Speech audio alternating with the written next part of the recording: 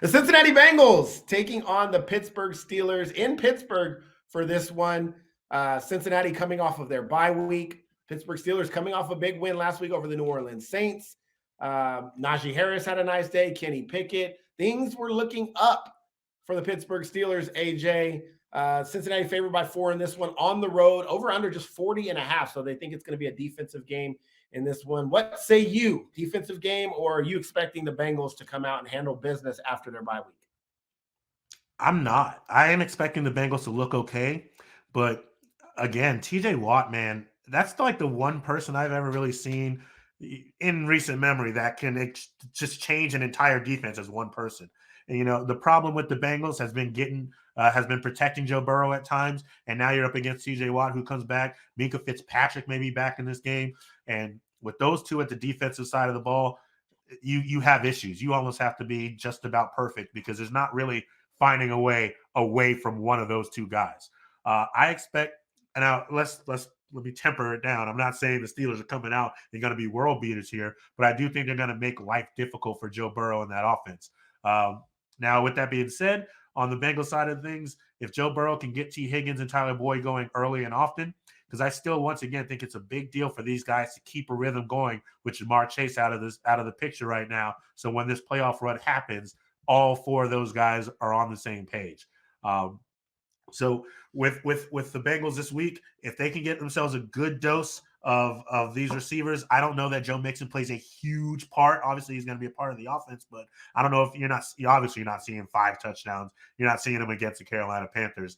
But I think they're going to have to air the ball out a little bit more and pray to God that these guys can block TJ Watt in that defense. Yeah, I think it's I agree. I don't know that the volume, or I think the volume will be there. I don't know that the production will be there from a Joe Mixon. But I think it's important that Joe Mixon gets involved. You talk about the first time these two teams played, Joe Mixon had 27 carries.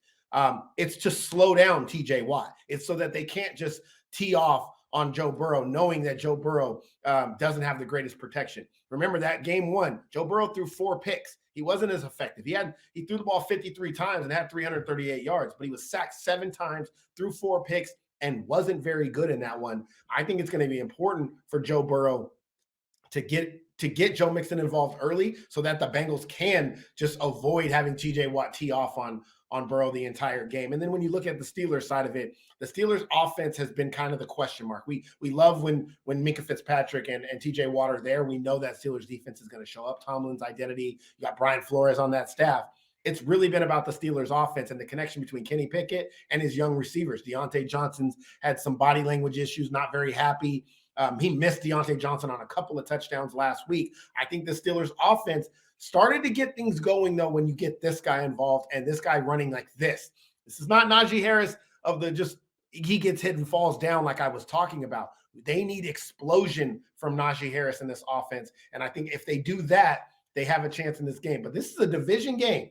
Remember, this is a division game, a team that we love to talk about, the coaching and Mike Tomlin, what he's able to do.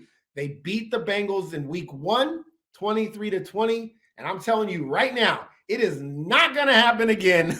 I have the Bengals in this one. The biggest thing here for me is the bye week. I think the bye week to prepare, to get right. I think the Bengals show up. Bengals fans, I want everybody. I did this solo. I want everybody that's a Bengals fan, take a picture of this. Got the Bengals winning right here. I said it. Me, the guy who never picks the Bengals. Me, I said it. I want this on record that I'm not hating on the Bengals.